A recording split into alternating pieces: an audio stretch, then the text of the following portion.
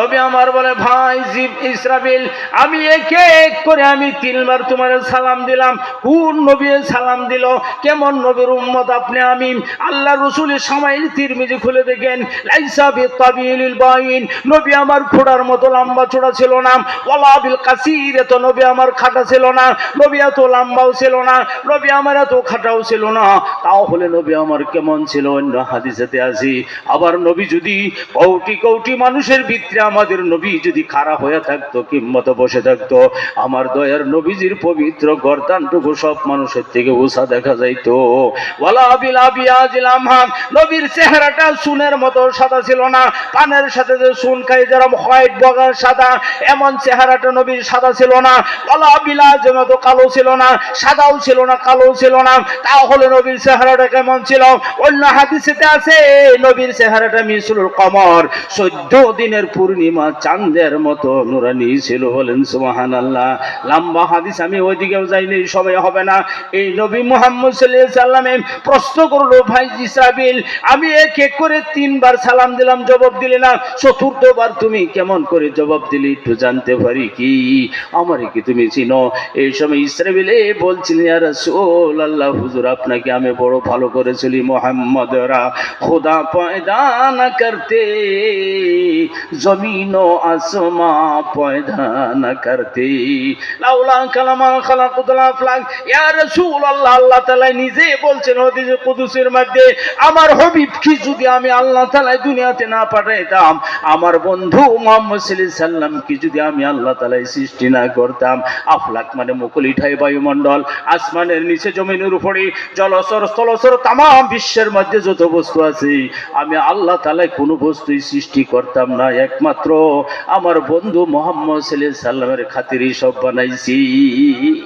আল্লাহ রাসূল বলেন, ইসরাফিল, এতটুক যদি তুমি জানো, তাহলে তুমি সালামের জবাব কেন দিলে না? চতুর্থবার কেন দিলেন? এই সময় ইসরাফিল বলেন, ইয়া রাসূলুল্লাহ, হুজুর আমার ভুল হয়ে গেছে, আমারে ক্ষমা করে দিবেন ইয়া রাসূলুল্লাহ।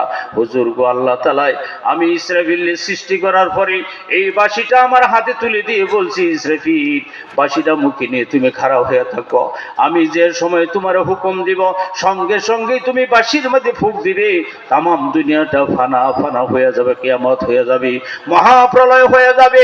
ইয়া রাসূলুল্লাহ, হুজুর আল্লাহর সেই হুকুমটা পালন করার কারণে মুখের মধ্যে সিংহাটা নিয়ে আমি খারাপ হয়ে আছি, আমি ফেরেশতা হলে কি হব? আল্লাহ যে কোন সময় আমারে হুকুম দিবে ফুঁক দেওয়ার জন্য আমার জানা নাই। ইয়া রাসূলুল্লাহ, আপনি যে আসি আমারে সালাম দিলেন, আমি কানে শুনছি, আমি জবাব দেই নাই। দ্বিতীয়বার সালাম দিলেন, আমি জবাব দেই নাই, বাঁশিটা মুখে নিয়ে খাড়া হয়ে আছি। ইয়া রাসূলুল্লাহ, যে সময় 3 বার সালাম দিলেন, আমি চিন্তা করি সালাম আমি উত্তর আমি কেমন করে দেই?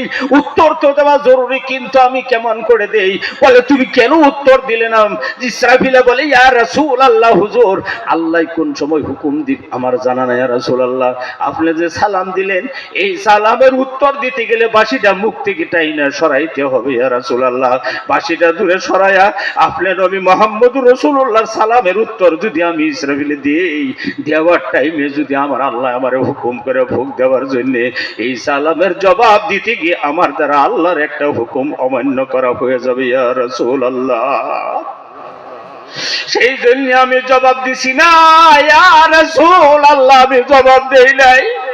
চতুর্থবার কেমন করে জবাব দিলে? আল ইসরাফিল বলেন, ইয়া রাসূলুল্লাহ, হুজুর যে সময় চতুর্থবার 4 নম্বরে সালাম দিলেন, আল্লাহ তাআলা আমারে ডাক দিয়া বলে, ইসরাফিল রে, কার সাথে তুমি কি শুরু করে দিলে তুমি জানো না? আমার হাবিবকে না বানাইলে আমি কোনো কিছুই বানাইতাম না। আমি আল্লাহ নিজে ডাইকে আনতাছি, আমার কাছে আসবে, ওনার সাথে আমি কথা বলবো। আমার ডান পাশ হয়ে এখানে নাম লেখা হয়েছে, আমার হাবিবের উম্মত যতক্ষণ পর্যন্ত জান্নাতে না যাবেন, আমার বন্ধু যে সৌগত জান্নাতে না যাবে, কোন নবী পয়গম্বর কেউ জান্নাতে যাবে না রে ইসরাফিল।